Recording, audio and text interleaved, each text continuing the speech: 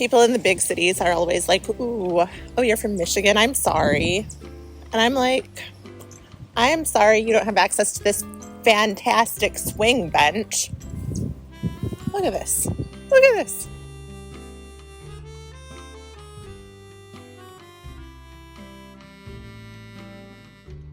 Is it love or is it wishful thinking? You know, when you're like reading the bio of like a really successful creative person, it's always like this person divides time between this location and this location. I'm like, I want that to be me, you see.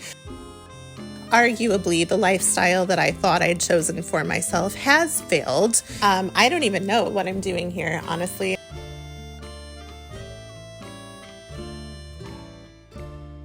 This is small town Michigan. This is the quaint Michigan summer dream that everyone should want, but don't know they want yet.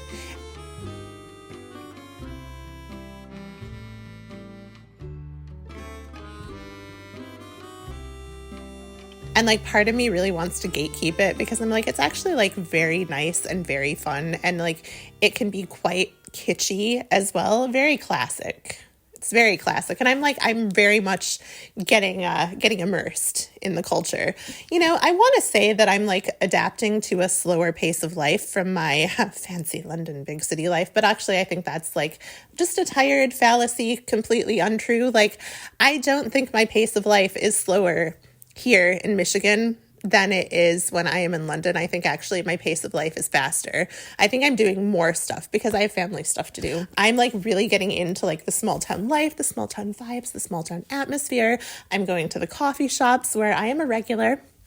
They know me. They know me really well. And I love going to like local establishments because I'm like, am I going to like run into someone from my past? And would that be like really interesting and fascinating? I mean, I don't have like that many like fraught past connections in here.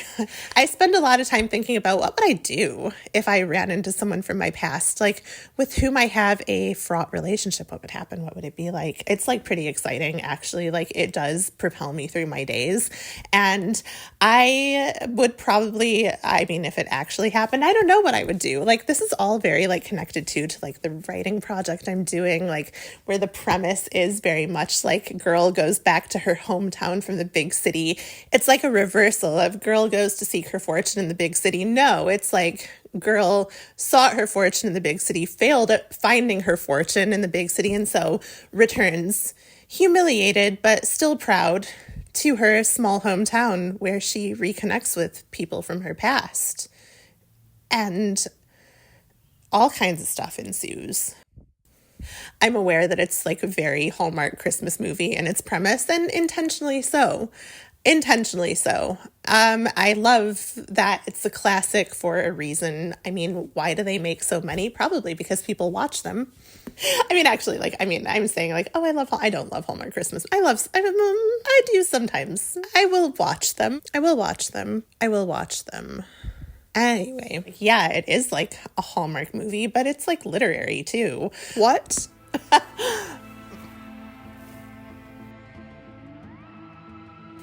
Thing is, I've always been into ghost stories, and you know, there's no ghost like the ghost of your own past, now is there?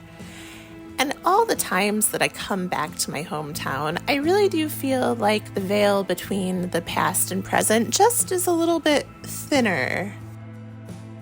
It beckons a little bit more, saying, don't you want to come back? Don't you want to stay? I did not spend a lot of time in my hometown like prior to 2020, but then in 2020, something happened, namely, I mean, we all know what happened in 2020. But yeah, I mean, what happened particularly to me was that I got stuck in like a tiny apartment in New York City, like, and I mean, the walls really did feel like they were closing in on me. So I decided in that summer to come home with my sister, who also lived in that apartment. And we returned to Michigan for a few months. And like, I feel like that summer was it was quite a revelation in the sense that like it was the first time I'd spent any real significant amount of time in my hometown since I was like in college, home for like summer vacation.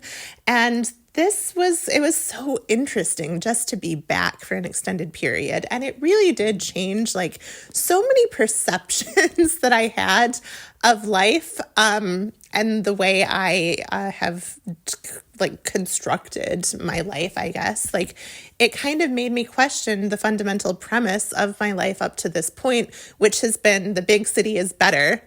And now I'm like, is it better, or is it just like wherever you are can be good if you have the right people around you and do things that you enjoy doing?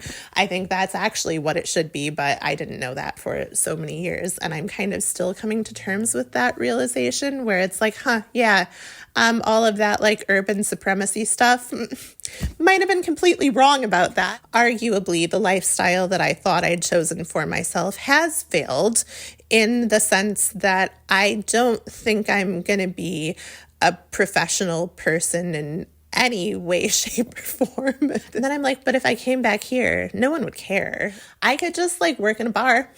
I could work in a bar like the main character in the book I'm writing. I'm just here. I'm like living here right now. This currently is where I live. And after the 2-month period that I'm here, well, almost 2 months, a little less than whatever. After that period, then I guess I'll be back and I'll be living in London. It's like I can live wherever I want to live. You see what I mean? Like if you say you live somewhere, maybe you just live there. Because like at the same time, I'm like, I would feel like so bad if I gave up, for example, my London life. I don't want to give up my London life, believe it or not. Like,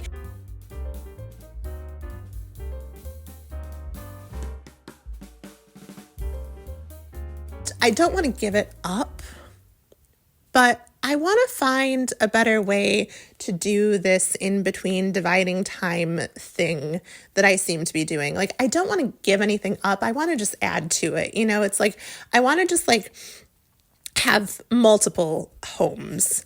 You know, when you're like reading the bio of like a really successful creative person, it's always like this person divides time between this location and this location. I'm like, I want that to be me. You see, like I want to be the person who's dividing time between 2 different locations. And it's like, oh yeah, like she lives in London and in Michigan and maybe in New York sometimes. Like I would still love to reestablish my foothold in New York. Like I still kind of regret that I left, but I had to. It was financially necessary, whatever. I guess it's just like finding a way to create home wherever you are and to be in the in-between spaces more effectively. Like that's what I'm kind of talking about, where it's like I want to be able to come here and be like, I am fully at home. And I want to be able to go back to London and be like, I am fully at home. I want to have like a sense of community in both places. I want to have a sense of like meaning and belonging in both places. I know it's a lot to ask and it might not be possible, but it's what I want. I'm just like left with this one thought about like being between places and belonging. And is it possible to ever really belong anywhere, or can you only belong in like your place of origin? Can you belong in an adopted place? I don't know. I've been thinking about this a lot, but I got some hope when I was reading this book that I just like kind of spontaneously unplanned bought in the Salts Mill in Saltaire, West Yorkshire. Very, very cool place, like an old Victorian factory building that's been like repurposed to be like a like art and retail and like dining space. I really liked it. Anyway, so I was in the bookstore in the Salts Mill in Saltaire, West Yorkshire, and I picked up a book called Women in Dark Times by Jacqueline Rose, and then I read it. It had this section on like the revolutionary radical from like the early 20th century Rosa Luxemburg, and it basically like kind of told her story of like being Polish but like never really belonging in Poland. She went to Germany and was part of like radical movements, but also a lot of people really like hated her and disparaged her, and yet she still seemed to find the joy in life. She found the joy in not belonging. She found the joy in being in in between places and identities or whatever. And I think that's really cool. And so I'm like, maybe I just want to be like that. Like, I want to find a way to be like in between places, but also fully in places. You know, it's like, I think the only way to do this is just by finding ways to connect with people wherever I am. And I haven't been the best at doing this, but it's like, it's what I want to do. It's where I want to go in the future.